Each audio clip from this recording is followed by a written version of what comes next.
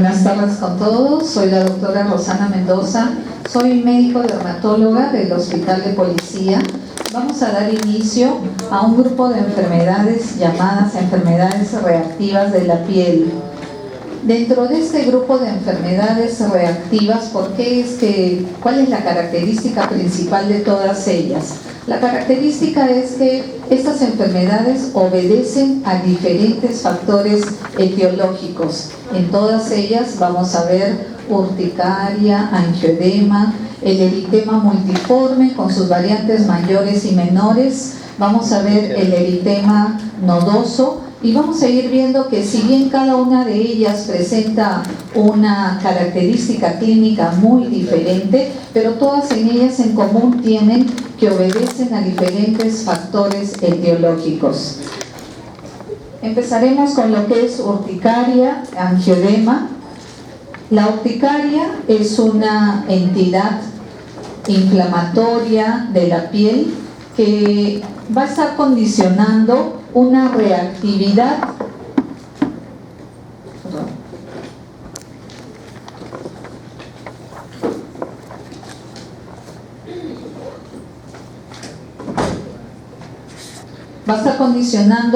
que se trate de un síndrome reaccional, una vez más, a diferentes factores etiológicos. ¿Cuál es la característica principal? Algo que nos va a ayudar a llegar al diagnóstico clínicamente es la presentación de abones o ronchas que van apareciendo en la superficie de la piel. Veremos el detalle de cada una de estas características clínicas. Se puede presentar en forma aguda o en forma crónica. Aguda cuando la presentación es menos de 6 semanas o hasta 6 semanas de duración, y en forma crónica cuando esto se presenta en más de 6 semanas de duración. En los factores etiológicos existen muchos factores etiológicos condicionando esto, que puede ser de origen inmunológico o de origen no inmunológico. Algunos casos pueden también tener un origen desconocido. De manera general, esto viene a ser un edema transitorio que va a comprometer la superficie de la dermis. Nosotros vamos a ver en relación a la presencia de esta urticaria con ronchas cuyo edema va a estar a nivel de la dermis superficial. Y acá también estamos viendo el angioedema, que viene a ser un edema a nivel de dermis, pero de dermis profunda. Y la característica principal es que va a estar en zonas de mucosas, siendo las más frecuentes a nivel de mucosa palpebral, a nivel de los labios, a nivel de genitales también, en cualquier parte de zonas donde haya mucosas. La epidemiología, esta es una entidad bastante frecuente en relación a lo que es la urticaria. De todas las consultas existe un gran porcentaje, se estima que por lo menos un 15% de esta patología la vemos a nivel de la consulta dermatológica diaria. Y también se ha visto que un grupo de estos pacientes, entre por lo menos 6 de 10 pacientes, estos son niños. Entonces la consulta dermatológica pediátrica es bastante alta en relación a cuadros de urticaria. El 50% de los pacientes solo va a desarrollar urticaria, nada más, no necesariamente la presencia de ese edema a nivel de mucosas. Pero también tenemos que un 40% va a tener tanto urticaria como angioedema, y solo un 10%, que viene a ser el 10% restante, puede presentar solo angioedema. No hay, en relación a diferentes trabajos, no hay algo estricto, pero refiere la literatura que es un poco más común en mujeres que en varones. Cuando nosotros vamos a ver el sustrato anatomopatológico, por qué sucede esta urticaria o angioedema, vamos a ver que la presentación del edema va a ser producido por una extravasación del suero a nivel de la dermis. Si esta extravasación es superficial, nosotros estaríamos viendo un cuadro de urticaria. Si es una extravasación profunda, veríamos clínicamente el angioedema. Este angioedema es secundario además a una vasodilatación y al aumento de la permeabilidad de los capilares, de vénulas que vamos a encontrar a nivel de la dermis. ¿Y por qué? ¿Por qué se produce esto? Definitivamente porque es una acción de la histamina y de otros mediadores químicos que van a condicionar esta erupción o esta presentación de lesiones a nivel de piel y de mucosas.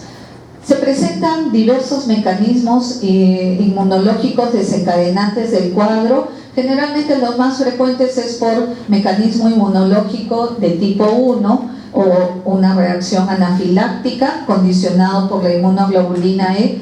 También se puede presentar por una reacción inmunológica tipo 2 y tipo 3, que ya es más por hipersensibilidad. Pero también los hay mecanismos no inmunológicos, aquellos en que directamente algún agente externo va a condicionar esta reacción a nivel de la piel.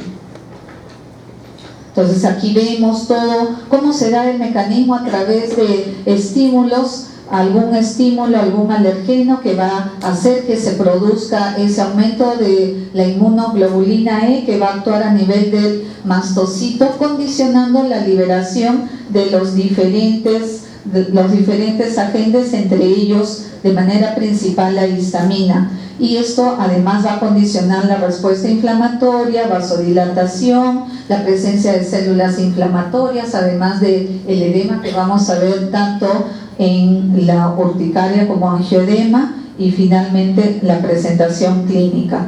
Y eso para saber que los mastocitos van a condicionar la degranulación de estos, y a través de ello vamos a encontrar histaminas, sustancias básicas, vamos a encontrar diferentes sustancias como heparina, triptasa, etcétera, que nos va a llevar a lo mismo, a la presentación de abones o el edema a nivel de las mucosas.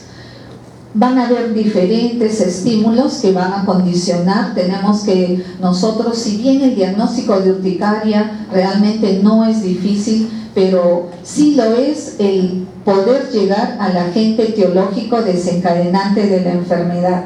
Entonces, cuando sobre todo se trata de casos de urticaria crónica, muchas veces tiene que pasar mucho tiempo tratando de buscar a través de análisis, a través de muchos exámenes complementarios para poder lograr encontrar el agente detonante de esa urticaria. Y ya cuando al final lo tratamos de hacer, buscamos de una u otra forma esto, podemos decir que es una urticaria idiopática, pero no podemos llegar a urticaria idiopática sin antes haber hecho los exámenes respectivos. Entonces, alergenos, hay diversos alergenos, dentro de ellos estímulos como alimentos, estímulos como medicamentos. Tenemos que pensar en el momento de hacer el diagnóstico y hablar, conversar con el paciente, haciendo la historia clínica, preguntar sobre la ingesta de algún alimento o algo asociado.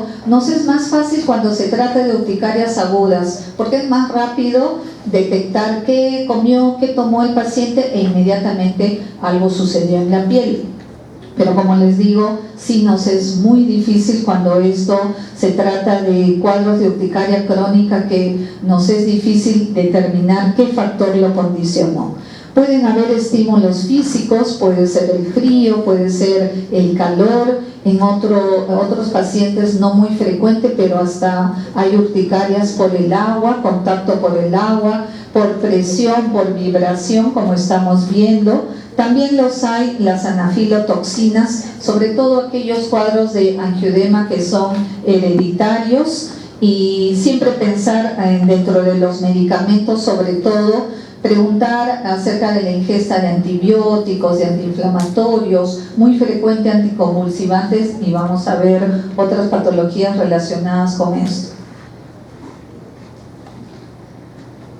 La urticaria tiene su manifestación clínica a través de presentación de ronchas y abones a nivel de la piel. Estas lesiones pueden ser muy localizadas. La característica principal que pueden durar entre 24, máximo 48 horas, brotan, desaparecen, vuelven a aparecer. Por eso que muchas veces el paciente puede llegar a la consulta y decir que está enronchado y de pronto no vemos ni una roncha. Es porque la presentación es así, la aparición y desaparición de estas lesiones, y de repente en el momento que llegó a la consulta no vemos ninguna roncha. La localización, cualquier parte de la superficie cutánea, generalmente aparecen como lesiones circulares en relación a la forma o configuración, pero progresivamente al hacerse estas lesiones más confluentes ya van tomando características como mapas geográficos en zonas más extensas de la superficie de la piel. Pueden ser pocos milímetros a llegar a ser hasta varios centímetros en relación al tamaño. El número de lesiones es bastante variable de acuerdo a la severidad del cuadro. Se instala en pocos minutos, desaparece en menos de 24 horas y el síntoma principal característico de esta enfermedad es el prurito. Sabemos que el prurito puede ser un síntoma muy subjetivo, entonces algunos pacientes pueden tener un prurito leve, otros moderado, otros muy intenso. El angioedema, como estamos viendo, es la manifestación de exoedema, como se ha mencionado, a nivel de mucosas. Pueden ser zonas muy localizadas, como estamos viendo de repente en el labio superior en este paciente, pero también puede ser muy generalizado, muy severo, como en el caso del rostro de esta paciente, con edema bipalpebral, bilateral también. Generalmente es de color rosado, un poquito rojizo, pero también se va haciendo como del color de la piel sin que necesariamente sea muy notorio, excepto por la hinchazón de la zona donde se ha localizado. Ya hemos hablado, la localización cualquier parte de la superficie de la piel, pero sobre todo la localización a nivel de párpados, de labios, a nivel de genitales. No olvidar que también puede esto suceder. Síntoma principal es tirantez o una sensación de quemazón en la zona que está afectada. Si hablamos que el compromiso es a nivel de mucosas, entonces también podemos encontrar algunas manifestaciones en otras partes de la superficie mucosa, como por ejemplo a nivel gastrointestinal. El paciente puede referir de repente una sensación de ardor, de quemazón en la boca del estómago, de repente síntomas respiratorios como una disnea leve, moderada o más intensa, el edema de laringe, que es característico cuando se trata de estos cuadros de angioedema de laringe muy severo y donde tenemos que actuar muy rápidamente, y también síntomas cardiovasculares. Les mencionaba que muchas veces el paciente cuando llega a la consulta nos es difícil determinar cuando nosotros no vemos si se trata o no del cuadro y tenemos que hacer alguna evidencia de ello. Por lo tanto, algo que nos va a ayudar es el dermografismo, que es la fricción de la piel.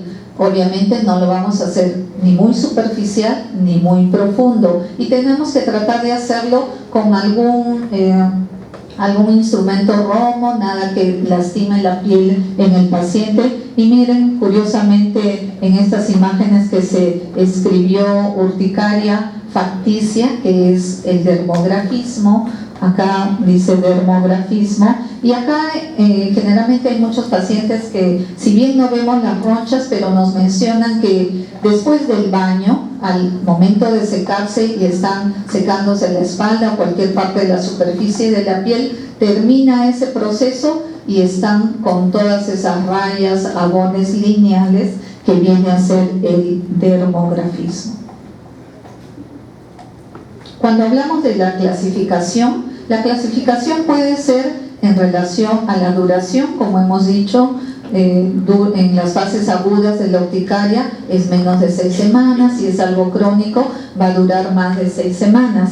Pero también lo podemos hacer clasificación en relación a los factores etiológicos. Entonces acá ustedes tienen una relación de todos estos factores etiológicos, condicionantes de las diferentes urticarias, desde lo que es urticarias físicas, como la urticaria por presión, la urticaria colinérgica, la urticaria por contacto, el mismo angioedema, y casos muy particulares como la urticaria vasculitis. En todos ellos siempre tiene que haber un alergeno, un estímulo físico, un estímulo externo que va a condicionar la aparición de todos estos cuadros. Cuando nosotros hablamos de la urticaria en general, generalmente nosotros vamos a ver algunos periodos libres de enfermedad, por eso que el paciente puede estar bien, aparentemente recuperándose, y nuevamente viene el brote, la aparición de estas ronchas o abones. Clasificación de los subtipos de urticaria, algo que nos va a ayudar a poder determinar con algunas características especiales uno de otro y que nos puedan orientar también al diagnóstico de esto. Pero también las hay enfermedades que puedan estar relacionadas con la presencia de abones, de ronchas, con la presentación de esto clínicamente. Por ejemplo, una urticaria pigmentosa no es lo mismo que una urticaria, pero cuando nosotros vemos estas lesiones a nivel de la piel, tiene la característica como si fuera un abón, como si fuera una roncha. La urticaria vasculítica, angioedemas no histaminérgicos y diferentes síndromes que pueden tener dentro de su presentación estas características particulares de la urticaria, ronchas o abones. Es muy raro que nosotros hagamos una biopsia de una roncha, de un abón. Excepcionalmente lo hacemos cuando estamos tratando al paciente, cuando hay persistencia del cuadro, a pesar de que hemos dado diferentes tratamientos y no vemos mejoría. Entonces ahí generalmente hacemos una biopsia, pero para que nosotros sepamos el sustrato anatomopatológico, hemos hablado en todo momento de edema, y ese edema lo vamos a evidenciar a nivel de la dermis con la presencia de la separación de estos haces de colágeno a nivel de la dermis, y siempre van a estar acompañados por un infiltrado inflamatorio, linfocitos, histocitos, pero sobre todo los polimorfonucleares, los eosinófilos. Puede haber algunos polimorfonucleares neutrófilos, no los hay mucho, pero más son los eosinófilos. El diagnóstico, una vez más, es un diagnóstico clínico. Básicamente el diagnóstico de la urticaria, de la angioedema es clínico. Podemos ayudarnos a través de algunos exámenes auxiliares, si es que de repente básicamente vamos a tratar de buscar ese agente etiológico si no lo hemos logrado, una vez más mencionando sobre todo en aquellos cuadros de urticaria crónica. La investigación de la etiología no siempre nos va a ser muy satisfactoria, y muchas veces son cuadros dolorosos, dolor de cabeza que tenemos los especialistas cuando se trata de urticarias crónicas. De todas maneras, siempre saber que hay un plan de trabajo, un protocolo, tanto para la investigación de las urticarias como el angioedema, cómo es que nosotros debemos actuar para llegar al diagnóstico, y si ya lo tenemos, hacer el tratamiento respectivo, y si en caso no llegamos todavía al factor desencadenante, también qué exámenes tenemos que pedir. De igual forma el angioedema, y esto es bastante fácil de reconocer, sobre todo cuando se trata de los angioedemas de tipo familiar. ¿Por qué? Porque ahí sabríamos que sí hay una alteración a nivel del complemento que está condicionando este cuadro de angioedema de tipo familiar. Algunos estudios complementarios en la fase aguda, muy raro, no necesitamos algún examen complementario, pero sí en las urticarias crónicas, donde podemos pedir exámenes de un hemograma completo, velocidad de sedimentación. No olvidemos que en los niños las urticarias van relacionadas bastante con cuadros de parasitosis intestinal, entonces tenemos que solicitar un parasitológico seriado en heces, por más que la mamá le diga sí, ya lo hice, ya desparasité a mi hijo, etcétera, hay que hacerlo nuevamente. Y tratar también en lo posible de suspender todo tratamiento, sobre todo tratamientos que no hayan sido muy antiguos, no los haya tenido el paciente con mucho tiempo de anterioridad al cuadro clínico. Entonces es mejor hacerlo porque no vaya a ser que alguno de ellos sea el desencadenante del cuadro de urticaria o angioedema. Entonces, el tratamiento de elección es encontrar la causa y definitivamente eliminarla. Generalmente lo que utilizamos nosotros son antihistamínicos. Antihistamínicos los tenemos de primera generación, antihistamínicos de última generación. Muy raro que por ahí podamos indicar corticoterapia, pero sobre todo lo indicamos en cuadros de urticarias que son crónicas, y si no, utilizamos antihistamínicos de última generación. Debemos de evitar aspirina, esteroides sistémicos en esas urticarias crónicas, pero lo hacemos en el momento que amerite y por periodos cortos. Y algo que muchos pacientes creen que les va a dar la solución al cuadro de urticaria o angioedema es el hacer la prueba, el test de alergia. El test de alergia nos puede determinar muchas veces una infinidad de alergenos y podemos quedar más asustados de lo que probablemente el médico nos dijo en un inicio, y al final pues el paciente hasta va a tener miedo de respirar, de contactar algo, porque cree que todo le va a hacer daño. Entonces, con cuidado cuando hagamos esas pruebas de alergia, podemos ayudarnos con esto, pero no necesariamente significaría que eso nos va a dar la solución.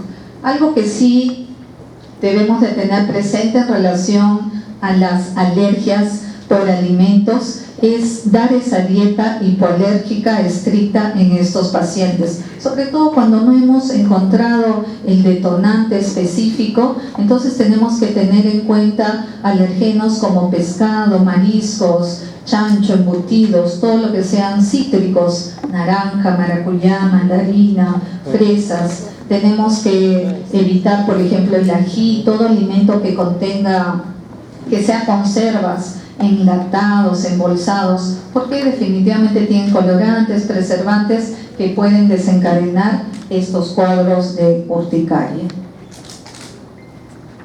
Y ahí vemos una relación de antihistamínicos, los antihistamínicos de primera generación, de última generación, en general que pueden ser muy útiles, y sobre todo ahora último que nosotros vamos a dar también este tratamiento antihistamínico, podemos dar al doble de la dosis. Antiguamente cumplíamos estrictamente la dosis recomendada para un adulto, promedio 50 o 60 kilos, pero ahora se ha visto que duplicando la dosis de los antihistamínicos nos puede ayudar a controlar estos cuadros.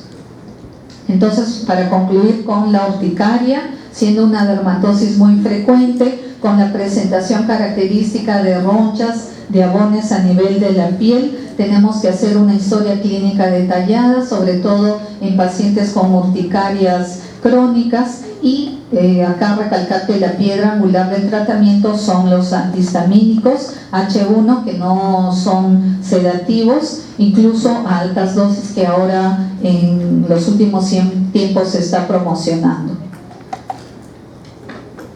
Otra entidad que vamos a ver dentro de este grupo de enfermedades reactivas de la piel es el eritema multiforme. Lo mismo que la urticaria, obedece a múltiples factores etiológicos. ¿Cuál es la diferencia? La característica clínica que vamos a ver ahora. De igual forma, es una enfermedad aguda de la piel y de las mucosas de naturaleza inmunológica, y la característica principal es la configuración de las lesiones. Su mismo nombre lo dice, eritema multiforme. Quiere decir que a nivel de la piel vamos a encontrar diferentes lesiones elementales, desde una mácula eritematosa, pápulas, vesículas, lesiones purpúricas, ampollamiento en la piel. Es muy variado, pero algo que nos va a ayudar clínicamente hacer el diagnóstico es la configuración de estas lesiones, que la vamos a ir viendo. Este padecimiento va a condicionar dos variantes, el eritema multiforme menor y el eritema multiforme mayor. El eritema multiforme menor es bastante leve, muchas veces autolimitado sin que necesariamente le demos algún tratamiento al paciente. Sin embargo, el eritema multiforme mayor es una variante muy severa de este cuadro, y mucho más aún cuando hablamos del síndrome de Stevens-Johnson. La edad de presentación del paciente, casi siempre los picos van a ser en gente joven, entre la segunda y la tercera décadas de la vida. Puede haber un ligero predominio del sexo masculino, no existe ninguna predilección racial. La incidencia del eritema multiforme mayor es de 0.8 a 6 habitantes por millón al año, entonces tampoco es poca la presentación. Algunas causas, así como hemos visto todos los factores desencadenantes en la urticaria, de igual forma les presento acá una relación de factores etiológicos, factores exógenos, externos, que pueden condicionar esta reacción en la piel. Ustedes deben de ir sabiendo, no aprenderlo de memoria, pero saber que una bacteria, un virus, algún hongo, alguna infección por protozoos puede condicionar esto. Y las causas farmacológicas, debemos de esto saber porque tenemos que tener presente en nuestro medio. Generalmente tengo muchos años como dermatóloga, no les voy a decir cuántos, pero se imaginarán. Estos muchos años nos da la experiencia para nosotros en el momento de ver el cuadro, preguntar al paciente si toma tal o cual medicamento, antibióticos, antiinflamatorios, analgésicos, en pacientes que tienen convulsiones, sufren de algún síndrome epiléptico, preguntar acerca de anticonvulsivantes. Entonces, tenemos toda esta relación, pero sabemos en nuestro medio qué puede condicionar más estas reacciones, sobre todo de eritema multiforme en su variante mayor o grave. La patogenia, de igual forma, puede ser una reacción de hipersensibilidad a un antígeno, una reacción tipo 3, una reacción tipo 4, donde en la epidermis va a haber una reacción citotóxica, y esto va a condicionar una necrosis de los queratinocitos a nivel de la epidermis. Al comienzo, si se trata de formas menores, va a ser algo leve, pero definitivamente en los cuadros de eritema multiforme mayor o en los cuadros del síndrome Stevens-Johnson puede llegar a haber una necrosis masiva de los queratinocitos. Entonces, células T citotóxicas que van a actuar en el mecanismo de destrucción de los queratinocitos en estas entidades. Lo principal es saber hacer el diagnóstico. El diagnóstico también debe ser un diagnóstico clínico. Raras veces también en estos cuadros hacemos una biopsia de piel. En relación al cuadro clínico, siempre va a haber un prodromos. En el caso del eritema multiforme menor es un prodromos leve, malestar general, una sensación de alza térmica, algunos dolores musculares, nada severo, nada intenso. Posteriormente empieza la aparición de lesiones a nivel de la piel, desde máculas, pápulas, vesículas, lesiones purpúricas, y la localización puede empezar a nivel del dorso de las manos, palmas, plantas, antebrazos, y algo que hay que tener y que nos va a ser de mucha ayuda para hacer el diagnóstico es que debemos de buscar palmas y plantas. No muchas patologías van a tener su manifestación a nivel de palmas y plantas, entonces es algo que nos va a ayudar ante la sospecha del cuadro, poder buscar en estas zonas. La forma o configuración, esto es otro punto que nos va a ayudar mucho al diagnóstico, es en forma de diana, en forma de círculos concéntricos o en imagen en tiro al blanco. La coloración es rojiza, posteriormente un tanto violácea, finalmente queda una mácula hiperpigmentada y todo al último desaparece. Las lesiones casi siempre las vamos a encontrar simétricamente, la localización es más acral y en forma centrípeta va creciendo. Síntomas asociados puede ser prurito, pero no ese prurito tan severo, tan intenso como el de la urticaria, y también hay ardor en la piel de estos pacientes. Y el ardor es muy característico en los pacientes con eritema multiforme mayor más que el eritema multiforme menor. Algunas características que hemos mencionado de estas lesiones: imágenes a círculos concéntricos, la imagen en escarapela tengamos presente como tal, porque no solo los círculos concéntricos, sino los cambios de coloración en zonas que nos va a dar esas imágenes como si fuera en escarapela, en tiro al blanco o imagen en diana. Pongo esa imagen para recordar que palmas, plantas es una localización preferencial.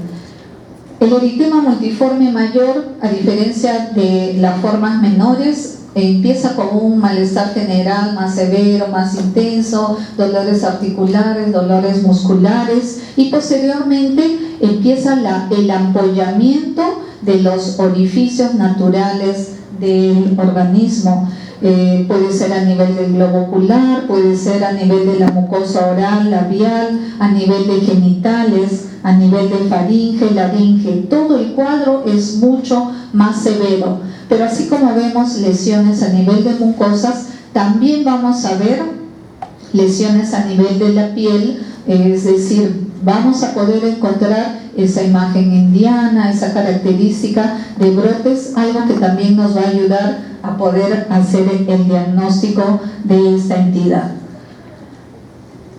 Vamos a ir viendo esas características, la presencia de lesiones ampollares a nivel de la mucosa oral, a nivel del globo ocular. En todos ellos inmediatamente se van a formar, van a aparecer secreción al comienzo de color claro, posteriormente van a ser purulentos como estamos viendo, pero sin dejar de que a nivel de la piel todavía persistan esas lesiones, y muchas veces eso nos va a ayudar a hacer el diagnóstico respectivo. Dentro de estas variantes hay una variante muy grave, y eso lo llamamos síndrome de Stevens-Johnson, descrito en 1922. Esta es una entidad que al inicio fue diagnosticado en 2 niños que presentaron esta manifestación muy severa de este eritema multiforme, pero que lo llamamos síndrome de Stevens-Johnson. Potencialmente es mortal. La mortalidad puede llegar hasta un 5%, que es bastante alto. Es un síndrome también de hipersensibilidad producido por una reacción antígeno-anticuerpo, y casi siempre va más en relación a fármacos que detonaron este cuadro en estos pacientes. Clínicamente el compromiso va a ser menos del 10% de la superficie corporal, y vamos a ir viendo cómo otras entidades van abarcando mayor compromiso. Aparición de ampollas a nivel de mucosa oral, de mucosa del globo ocular, a nivel de genitales. Estas ampollas van a producir hasta lesiones ulceradas a nivel de la superficie de las mucosas, posteriormente costras hemorrágicas muy severas, complicaciones que van a dar, por ejemplo, a nivel del globo ocular, blefaritis, las pestañas metaplásicas, epífora, el ojo seco. Es decir, en la medida que nosotros hacemos el diagnóstico de síndrome de Stevens-Johnson, tenemos que tratar a estos pacientes como si fuera un gran quemado. Aún así, al instalar el tratamiento, vamos a buscar una unidad de cuidados intensivos o una unidad de quemados para ahí en ese lugar tratar a ese paciente. Por la gran exfoliación y presentación de estas úlceras en la piel, definitivamente este paciente va a perder muchos líquidos, electrolitos, todo eso hay que reponer. Estamos viendo el compromiso muy severo de mucosa oral, de las mucosas del globo ocular con todas sus manifestaciones, que en la medida que nosotros nos demoremos a instalar una terapia, cada vez el pronóstico va a ser menos en estos pacientes, pero si instalamos una terapia mucho más pronto, el pronóstico también va a ser más adecuado en ellos. Definitivamente, como estamos viendo en las imágenes, en estos pacientes debemos de darle toda la terapia necesaria.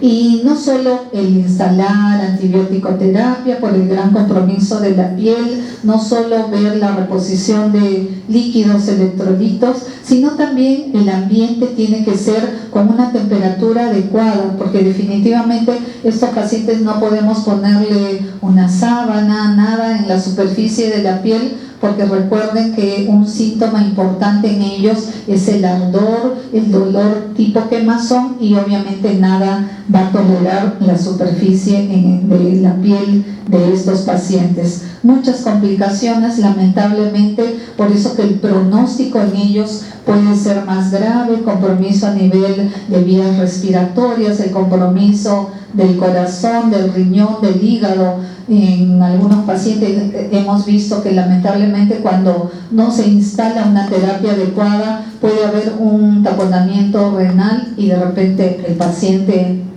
va a fallecer por esa complicación. Entonces, el diagnóstico del eritema multiforme es clínico. Nosotros podemos hacer un estudio anatomopatológico de estas lesiones, sí. En el caso del eritema multiforme menor, histológicamente se caracteriza por una interfase de tipo vapolar. Todo esto también es por edema que se va dando a nivel de los queratinocitos epidermales, pero en algún momento se empiezan a destruir, y sobre todo eso lo vamos a ver a nivel del eritema multiforme mayor, donde se forma una ampolla. ¿Y por qué se forma una ampolla subepidermal? Porque va a haber necrosis de los queratinocitos. Entonces, eso es lo principal que se produce en estas entidades, y mucho más cuando se trata del síndrome de Stevens-Johnson, donde hay un decolamiento o ampollamiento subepidermal con una necrosis masiva del techo de la ampolla, significando que el techo de la ampolla es toda la epidermis que se necrosó. Algunas imágenes para saber cuál es el sustrato anatomopatológico. La presencia de toda esta capa que es la epidermis se levanta, se desprende por ampollamiento en esta zona. También la necrosis masiva de queratinocitos a nivel de la epidermis, como vemos también en estas entidades. El tratamiento en el eritema multiforme menor puede ser sintomático, muchas veces se autolimita, no necesariamente le vamos a dar algún tratamiento. Antiguamente, y de repente ustedes van a leer algunas bibliografías, antiguamente cada vez que nosotros hacíamos el diagnóstico de este eritema multiforme menor, inmediatamente dábamos tratamiento con la ciclovir, porque se creía que el virus del herpes era el único condicionante de esta entidad. Entonces, a ciegas hacíamos el diagnóstico clínico y empezamos a hacer el tratamiento con el aciclovir. Pero ya hemos visto que no es el único agente etiológico, que existe una gran variedad, que en el momento que estamos diagnosticando tenemos que ir pensando en todo esto para tratar de buscar cuál fue el condicionante. El eritema multiforme mayor, también cuando ustedes lean toda su bibliografía y cuando a su vez vean lo que es el síndrome de Stevens-Johnson, en relación a los corticoides, puede ser un tema muy controversial el uso de corticoides, pero ¿qué nos dice la práctica? Con la práctica nosotros vemos que hemos salvado muchas vidas cuando instalamos corticoterapia desde el principio del cuadro, inmediatamente, pero esa corticoterapia no puede durar mucho tiempo. En el transcurso de los días tenemos que ir bajando ese corticoide, tratando de retirar ese corticoide, y lógico que nosotros lo que estamos haciendo es tratar de romper esa reacción antígeno-anticuerpo que se ha dado en el organismo de estos pacientes con estas entidades para que progresivamente vaya mejorando. Recuerden, esta imagen es el aspecto que van a encontrar en todos los pacientes con síndrome de Stevens-Johnson. Cualquier especialidad que ustedes sigan, siempre vamos a hacer una guardia en emergencia, siempre vamos a hacer algún servicio en zonas de áreas críticas y nos va a dar la oportunidad de en algún momento ver estos cuadros de síndrome de Stevens-Johnson. Entonces, el eritema multiforme, una reacción clínica e histológicamente bastante característica de aparición brusca, curso autolimitado, con una sintomatología cutánea y mucosa, como hemos visto. Sabemos que hay dos variantes, el eritema multiforme menor y las formas mayores o más severas, y la que es mucho más severa, el síndrome de Stevens-Johnson, con todas las características, sobre todo el compromiso a nivel de las mucosas, pero que también podemos ver compromiso a nivel de otras áreas de la piel. Y algo que nos va a ayudar mucho si nosotros llegamos al estudio anatomopatológico es la formación o el apreciar la necrosis masiva de los queratinocitos a nivel epidermal. Esta clase es bastante extensa, creo que la mayoría de sus clases lo son así. Entonces, vamos a ver una entidad llamada necrólisis epidérmica tóxica. Este cuadro es como una variante mucho más severa al síndrome de Stevens-Johnson. En la clasificación del compromiso de la superficie cutánea, ustedes van a ver, y lo mencionamos en relación al síndrome de Stevens-Johnson, ¿cuánto de superficie corporal está comprometida? 10%, hasta un 10%. Hasta un 10%. Hay una superposición del síndrome de Stevens-Johnson con la necrólisis epidérmica tóxica, donde el compromiso de la superficie cutánea es entre un 10 a un 30%. Pero cuando ya hablamos estrictamente de la necrólisis epidérmica tóxica, el compromiso es mayor al 30%. Entonces, esta reacción de la piel, conocido como síndrome de Lyell, es una entidad poco frecuente, pero que también nosotros tenemos que estar muy alertas al diagnóstico de esta entidad, que a pesar que es muy poco frecuente, debemos de salvar la vida a estos pacientes. De manera general se trata de una dermatitis exfoliativa, ya hemos dicho, rara, devastadora, muchas veces llegando a situaciones mortales. Miren, la mortalidad en estos pacientes aumenta de un 25 a un 50%, y va a consistir en un desprendimiento epidermal de más de ese 30% de la superficie corporal. La incidencia mundial tampoco es muy alta, por eso es una entidad muy rara. La edad de inicio puede ser 46, 63 años promedio, puede haber un cierto predominio en el sexo femenino. Algunos factores de riesgo que a veces es difícil poder encontrarlos, pero los hemos visto en relación al lupus eritematoso sistémico, algunas alteraciones en los antígenos de histocompatibilidad, de repente en pacientes con VIH-Sida. Entonces, acá sí tener presente que vamos recordando cómo es el síndrome de Stevens-Johnson. Esto es mucho más severo que ese síndrome de Stevens-Johnson. La necrólisis epidérmica tóxica, así como todas las enfermedades reactivas que estamos mencionando, obedecen a múltiples factores etiológicos, por eso es polietiológica. Pero sin duda, en esta también tenemos que tener presente que los fármacos son los factores etiológicos que con mayor frecuencia van a condicionar esta reacción. Lamentablemente tuve la oportunidad de ver un cuadro de necrólisis epidérmica tóxica. A veces tenemos que hacer un mea culpa cuando los médicos queremos tratar a un paciente pero no los escuchamos, y eso significa todo lo que el paciente o los familiares nos digan del paciente tiene que ser datos importantes para llegar a un diagnóstico, tienen que ser importantes para empezar un tratamiento en el paciente.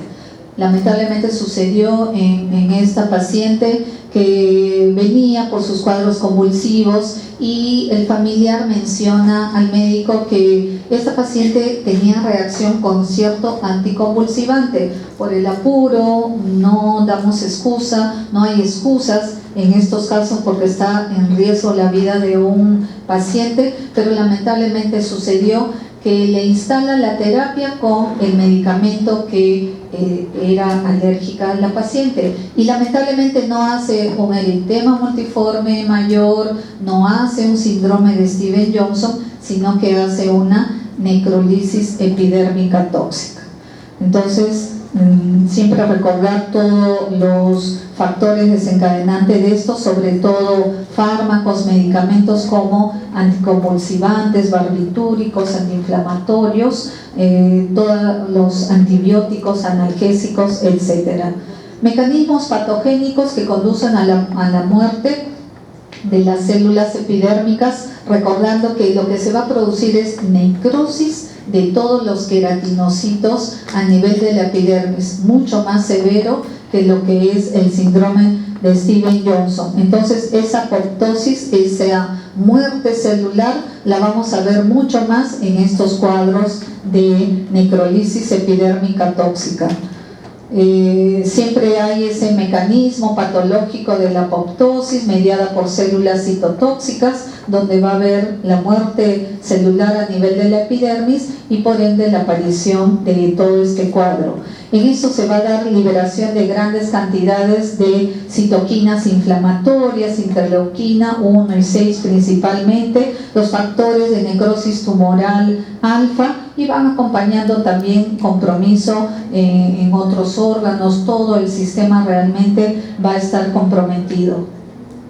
Como vemos, síntomas iniciales son no específicos. Acá el paciente no necesariamente va a evidenciar ese prodromos de malestar general, decaimiento, porque todo es muy severo, todo es muy intenso en este cuadro. El paciente puede tener fiebre, malestar general, decaimiento, náuseas, vómitos, dolores articulares, musculares muy severos, y posteriormente la aparición de este desprendimiento cutáneo. Es una exfoliación, un desprendimiento de grandes áreas de la superficie de la piel. Nosotros no vamos a ver la ampolla como en otras entidades que logramos ver el ampollamiento de la piel. Básicamente lo que vamos a ver es el despellejamiento, desprendimiento de la epidermis en estos pacientes, por eso van tomando estas características clínicas. Compromiso no solo de la piel, también a nivel de todas las mucosas, por eso la apariencia es como si fuera un gran quemado, pero ya sabemos que el desencadenante siempre tiene que ser algún factor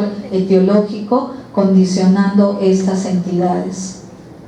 Lamentablemente estos pacientes están susceptibles a cualquier infección, también lo llevamos a una unidad de cuidados intensivos, a una unidad de quemados, tienen que estar separados de los demás, las demás patologías que tengan otros pacientes, porque rápidamente por la gran superficie de la piel que va a estar comprometida es fácil que agarren alguna infección, alguna complicación de esta enfermedad.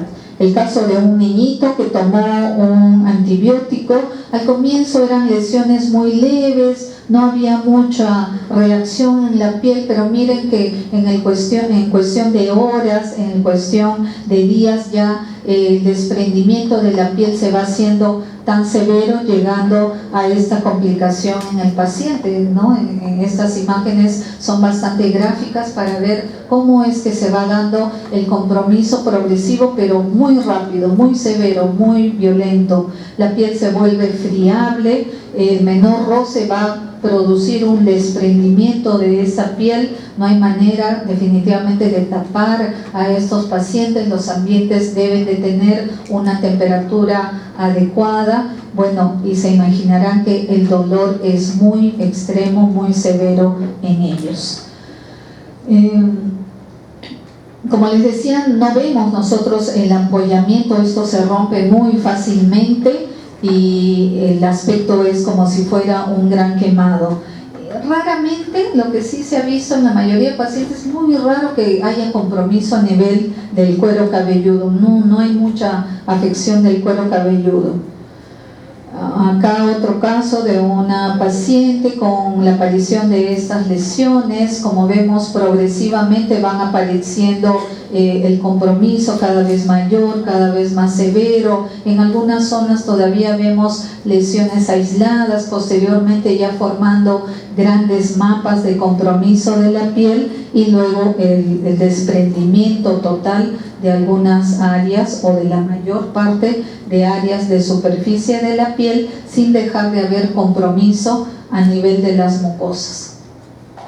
Entonces el diagnóstico de la necrolisis epidérmica tóxica también es un diagnóstico clínico. La histopatología, si en caso ameritara hacerlo, muchas veces lo hacemos más académicamente, ¿no? Pero ya con la clínica es evidente este cuadro y se evidencia los queratinocitos necróticos que están a lo largo de la superficie epidermal y por debajo de ella se va formando el ampollamiento, por eso que toda la epidermis se levanta y está totalmente desprendida esa piel. Puede haber algunos estudios de inmunohistoquímica, sí, se pueden hacer, pero básicamente, digamos, si ante alguna duda podemos hacer la histopatología y nos va a ayudar bastante a hacer el diagnóstico.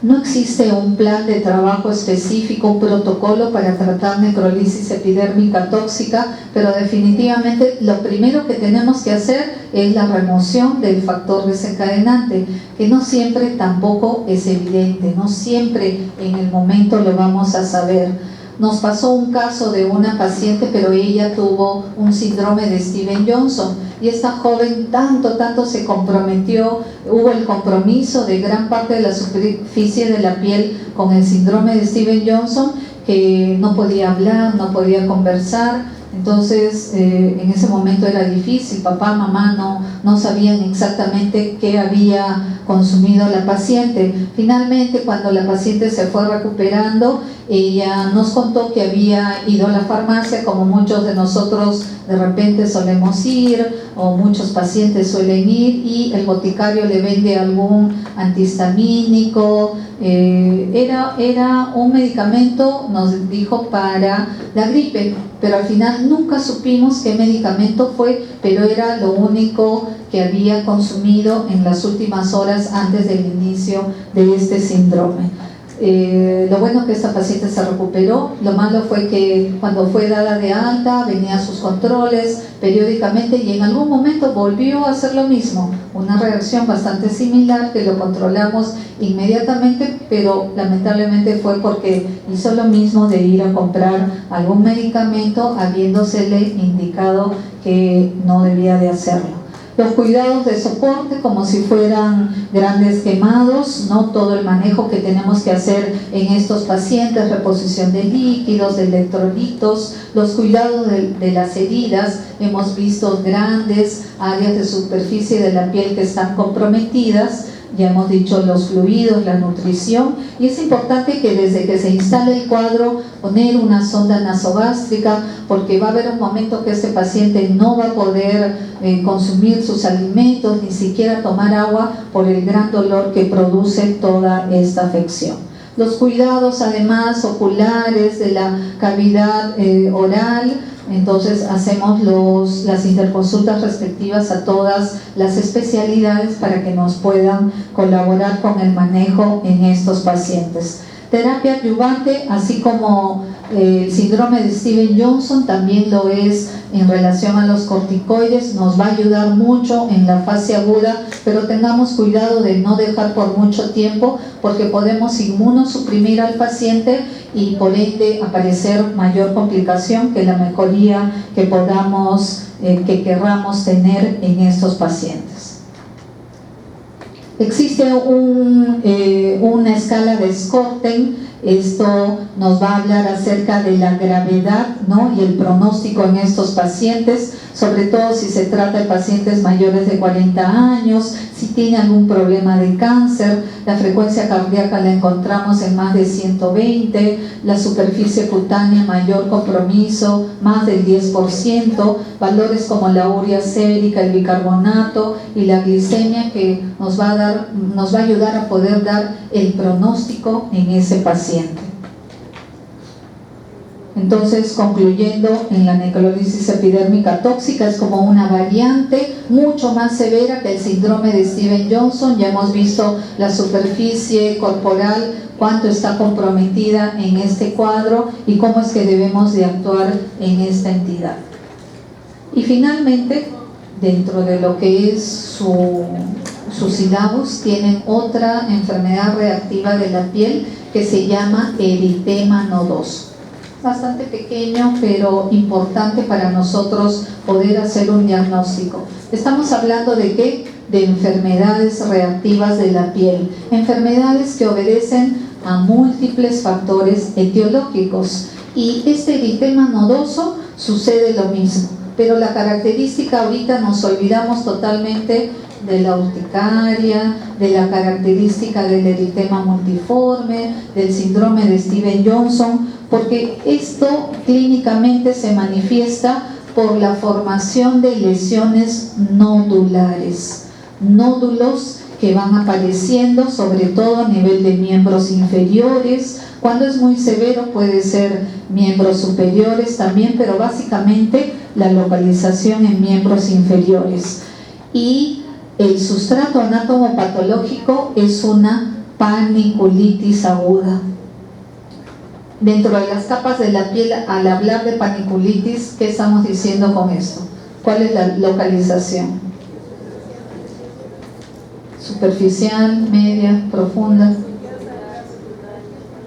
La localización es profunda, ¿ya? Entonces, a pesar que nosotros podamos ver bultos, como lo vamos a ir viendo en la superficie de la piel de estos pacientes, estos empiezan en la profundidad porque es una paniculitis. También es una reacción de hipersensibilidad celular retardada desencadenada por múltiples factores etiológicos, estímulos antigénicos que pueden ser infecciones, enfermedades inflamatorias, autoinmunes, fármacos, neoplasias, hasta el embarazo. Hay muchas pacientes mujeres que hacen este cuadro de eritema nodoso y cuando dan a luz desaparece, ¿no? Entonces hasta el mismo bebé, el mismo feto se puede comportar como algo extraño a ese organismo y se da este cuadro de eritema nodoso.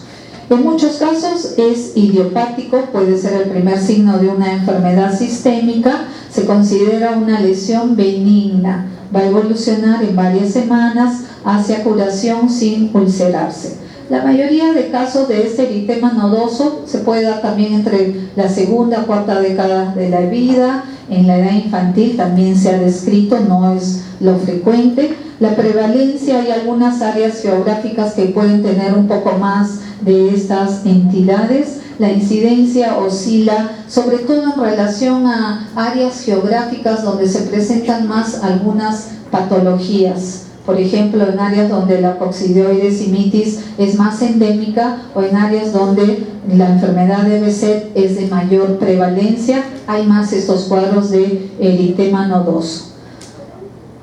La etiología, así como hemos visto todas las entidades, urticaria, eritema multiforme, síndrome de Stevens-Johnson, necrolisis epidérmica tóxica, hay una relación de factores etiológicos que van a condicionar su aparición. No se conoce exactamente la patogenia en el eritema nodoso, pero que se considera que la lesión va a representar también una respuesta de hipersensibilidad. Entonces, eso sí es algo bastante común en todas estas enfermedades reactivas. La hipersensibilidad retardada puede ser de tipo 4, con el compromiso posterior y la formación de estas lesiones a nivel de la superficie de la piel. Entonces, acá están implicados una serie de infiltrado inflamatorio, leucocitos, polimorfonucleares neutrófilos que van a acompañar a su presentación. Los neutrófilos que se encuentran en las lesiones inicialmente van a condicionar, van a provocar inflamación y el daño tisular respectivo. Y esto es lo importante, cómo nosotros hacemos el diagnóstico del eritema nodoso clínicamente con la presencia de lesiones nodulares que tienen algunas características importantes. Una de ellas es la localización. La localización preferencial es a nivel de miembros inferiores, a nivel de las piernas sobre todo, y de localización pretibial. Hay algunas patologías que se pueden confundir con esto, pero si nosotros sabemos cuál es la localización preferencial de este eritema nodoso, nos va a ayudar mucho a llegar al diagnóstico respectivo. Obviamente también en casos más severos, más avanzados, pueden aparecer a nivel de extremidades superiores, muslos, troncos, varían desde 1 centímetros, 1 a 5 centímetros. Cuando ustedes vayan a ver estas lesiones, generalmente tienen un aspecto rojizo, brillante, debemos de tener cuidado al examinar a estos pacientes, porque al querer nosotros delimitar estos nódulos que hay en la superficie de la piel, recuerden que estos nódulos son dolorosos. Entonces palpemos con cuidado, tratemos de delimitar el nódulo, pero sin palpar muy fuerte porque son muy dolorosos. Casi siempre cuando el paciente llega nos menciona eso: sí, me han salido unos bultitos en las piernas que me duele, de repente estoy con fiebre, con malestar general, pero al examinar de repente a simple vista no vamos a ver esos nódulos. Por eso que a la hora de hacer el examen clínico tengamos cuidado al nosotros palpar estas lesiones. Al comienzo estas lesiones en forma progresiva van a ir tornándose más elevadas, mayor dolor, puede haber hasta aumento de la temperatura en la superficie de la piel. Posteriormente estas lesiones van tomando una coloración purpúrica y finalmente van a quedar unas máculas hiperpigmentadas. Es como la secuela final de este eritema nodoso. Curan generalmente sin dejar ninguna cicatriz, pero así como hay cuadros agudos de eritema nodoso, también lo puede haber las formas crónicas del eritema nodoso. Así como en las demás entidades también va a haber un prodromos, malestar general, de repente una sensación de alza térmica, decaimiento, con posteriormente la aparición de estas lesiones nodulares a nivel de la zona afectada. El diagnóstico es bastante sencillo, estamos haciendo clínicamente el diagnóstico de este eritema nodoso, pero casi tenemos que hacer además el estudio anatomopatológico, tomar la biopsia de uno de esos nódulos, y cuando tomamos la biopsia de estos nódulos, al referirme que se trata de una paniculitis, tenemos que hacer una biopsia profunda, no le vayamos a hacer muy superficial porque realmente no vamos a encontrar nada. Como estamos viendo acá, esta es la superficie de la piel y todo el compromiso es bastante profundo. Entonces nosotros vamos a ver en esa biopsia, nos va a ayudar el encontrar esa paniculitis septal, septos que están bastante engrosados y con una serie de infiltrado inflamatorio celular con linfocitos, histiocitos y abundantes polimorfonucleares neutrófilos. Excepcionalmente podemos encontrar algunas células gigantes multinucleadas, finalmente fibrosis y a veces la presencia de algunos granulomas, ¿no? Entonces, para ver que esa es la superficie epidermal, realmente no hay mayor compromiso de ella, excepto que en la parte profunda ya encontramos todo el cuadro, toda la afección de la formación de estos nódulos, de igual forma como estamos viendo en estas imágenes. El tratamiento, ya hemos visto que esta entidad obedece a múltiples factores etiológicos. Tratemos de buscar ello para poder quitar el factor desencadenante. Pueden ser tan benignas que hasta se pueden autolimitar, pero hay casos también en los cuales no se va a autolimitar, tenemos que dar algún tratamiento, desde lo que va a significar tratamiento antibiótico, corticoterapia sistémica para la mejoría de estos pacientes. Y el reposo, que va a ayudar mucho al restablecimiento de ellos. Muchas veces cuando no encontramos una respuesta adecuada, lo que tenemos que indicar, lo que se puede indicar en el tratamiento es el yoduro de potasio. El tratamiento va a ser bastante satisfactorio, pero siempre y cuando vayamos pasando primero por una antibiótico-terapia, por tratamiento corticoide y finalmente, si no es adecuada la respuesta, llegar a este tratamiento. Así como todas las entidades, puede ser el uso de corticoides bastante controversial. Tengamos cuidado, sobre todo si se trata de alguna infección, algún agente infeccioso que lo está condicionando. Entonces, con eso tenemos que hacer primero el tratamiento antibiótico para tratar de llegar a la solución de este cuadro. Finalmente, entonces, para recordar lo que se trata del eritema nodoso, que es un síndrome nodular, localización preferencial en región pretibial, a nivel de miembros inferiores, a veces a nivel de la región lateral, pero sobre todo a nivel de la región en la parte anterior de las piernas. Diagnóstico clínico: podemos hacer una biopsia si es que sospechamos de algunas otras patologías también de origen nodular o característica nodular. Tratamiento sintomático en algunos casos, y en cuadros más severos, hacer un tratamiento con antibióticos, con corticoides y finalmente el yoduro de potasio, que nos va a ayudar bastante. Y estos nódulos van a desaparecer, como había mencionado, dejando máculas hiperpigmentadas, y finalmente toda la piel se va a restablecer sin dejar cicatrización.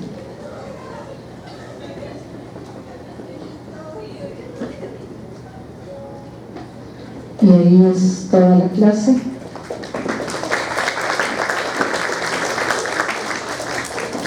Si tienen alguna pregunta, algo que deseen preguntar.